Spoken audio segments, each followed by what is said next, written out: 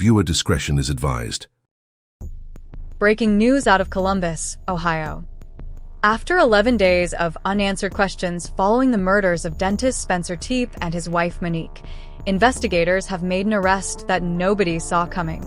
Michael David McKee, a 39-year-old vascular surgeon from Chicago, is now in custody.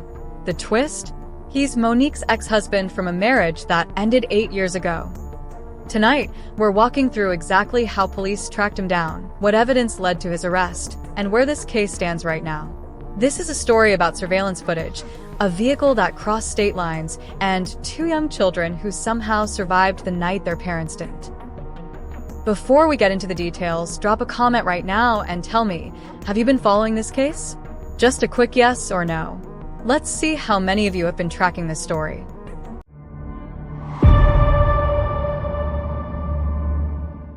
Saturday morning, January 10th, 2026. Michael David McKee was taken into custody in Rockford, Illinois, without incident.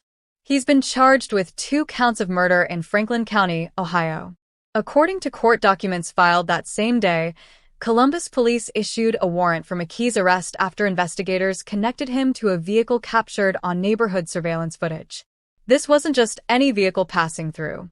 This was a vehicle that arrived in the area just before Spencer and Monique Tepe were killed and left shortly after. McKee is currently being held at the Winnebago County Sheriff's Office in Illinois. His extradition hearing is scheduled for Monday afternoon, January 12th. Once extradited to Ohio, he'll face a bond hearing in Franklin County Municipal Court, and the case will move to a grand jury for potential additional charges. Police have been careful about what they're releasing. No motive has been publicly disclosed. But the arrest complaint reveals something crucial. Detectives found evidence that McKee was in possession of that vehicle before and after the murders took place on December 30th, 2025. Let me walk you through how police went from a mysterious double homicide to a named suspect in less than 2 weeks. December 30th starts like any other Monday for Spencer Tepe. He's a dentist at Athens Dental Depot, about 75 miles southeast of Columbus. He's never late. He always calls if there's a problem. But that morning, he doesn't show up for work. His employer, Dr. Mark Vallow, calls 911 at 8:58 a.m. from his vacation in Florida. He tells the dispatcher Spencer's behavior is completely out of character. More concerning, nobody can reach Monique either. An officer arrives at their home on North 4th Street in the Wineland Park neighborhood around 9:22 a.m., but gets no response. Friends and colleagues start arriving. One of them hears children crying inside. By 10 a.m., someone peers through a window and sees what they were hoping they wouldn't see. A body. Blood. When police force their way inside, they find Spencer and Monique Tepe shot to death in the upstairs of their home. Spencer had been shot multiple times. Monique had at least 1 gunshot wound to her chest. 3 9mm shell casings were found at the scene. No weapon. No signs of forced entry. Their 2 children, ages 4 and 1, were found physically unharmed in the house. They had been there the entire time. Police immediately ruled out murder-suicide. They began pulling surveillance footage from the neighborhood. And that's when they found their first major lead. Between 2 and 5 a.m. on December 30th, security cameras captured a hooded figure walking through an alley near the Tepe's residence. The person wore light-colored pants and a dark hoodie, head down, moving deliberately through the snow. But it wasn't just the person. It was the vehicle. Investigators identified a car that arrived in the area just before the murders and left shortly after. They tracked that vehicle across state lines. It ended up in Rockford, Illinois, roughly 79 miles northwest of Chicago. And when they found it, they found evidence linking it directly to Michael David McKee. If you're still watching, hit that subscribe button right now. This case is developing fast, and I'll be covering every update as it happens. Don't miss what comes next. Spencer Tepe was 37 years old. He graduated from Ohio State University with degrees in biology and Spanish, then earned his Doctor of Dental Surgery from the same school in 2017.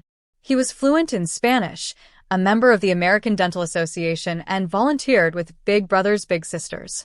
Friends described him as intelligent, warm, and someone who lived life with energy and laughter.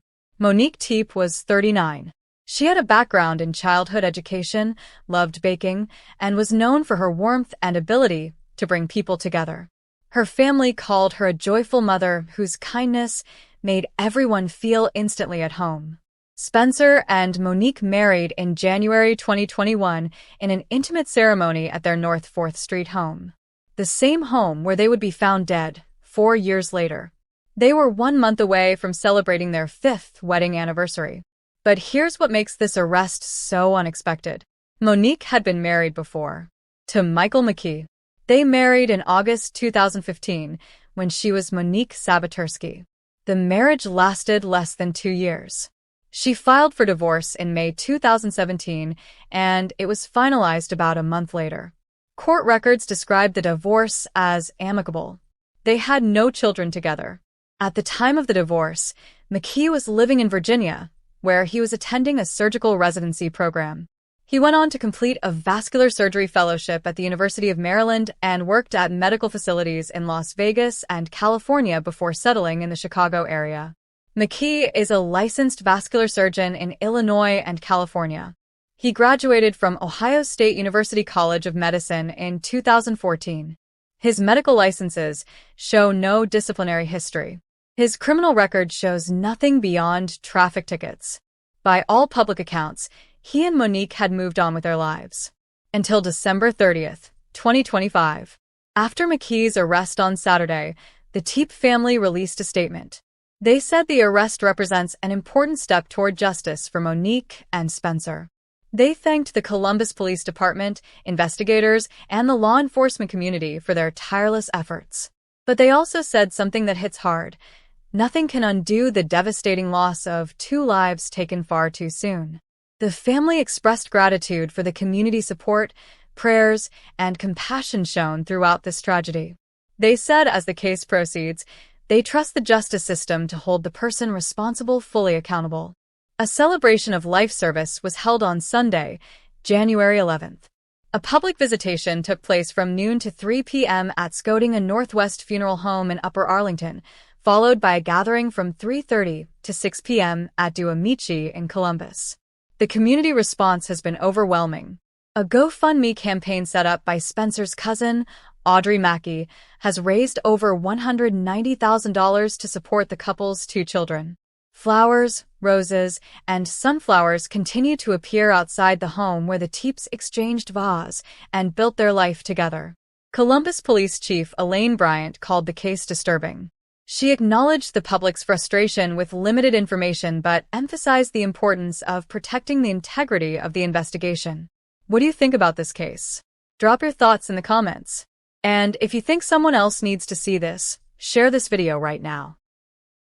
Michael David McKee remains in custody at the Winnebago County Jail in Illinois as of now. His extradition hearing is set for Monday afternoon, January 12th at 1:30 p.m. Once he's extradited to Franklin County, Ohio, several things will happen. He'll appear in Franklin County Municipal Court for a bond hearing. The case will then be presented to a grand jury, which will determine whether to issue an indictment and potentially add additional charges. Right now, McKee faces 2 counts of murder. Police have not released any information about a possible motive. They haven't confirmed whether the hooded figure in the surveillance footage is McKee, though the timing and the vehicle evidence strongly suggest a connection. There are still unanswered questions. How did McKee know where the Tepes lived? Had there been any contact between him and Monique in the years since their divorce? Were there warning signs that were missed? One particularly chilling detail emerged during the investigation. In April 2025, 8 months before the murders, there was a 911 call from the Tepes address around 2:45 a.m. A woman reported what dispatch logs described as a domestic dispute, with someone banging on doors. The caller hung up, and when the operator called back, she said she was okay. Police records show the problem left by 2:44 a.m. Family members later clarified this call came from a party guest, not from Monique or Spencer. But it raises questions about whether there were earlier incidents that went unreported or unnoticed. This case highlights something we see too often in true crime. The person who seems least likely to be involved sometimes turns out to be at the center of it all. An amicable divorce 8 years ago. No children together. No apparent animosity in court records. And yet, investigators allege McKee traveled from Illinois to Ohio, entered a home in the early morning hours, and killed his ex-wife and her husband while their young children slept nearby. The children are now in the care of relatives. They're 4 and 1 years old. They'll grow up knowing their parents were taken from them, but they were spared physically. That's the only mercy in this entire story.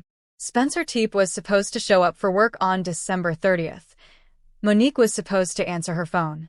They were supposed to celebrate their 5th wedding anniversary in January. They were supposed to watch their children grow up.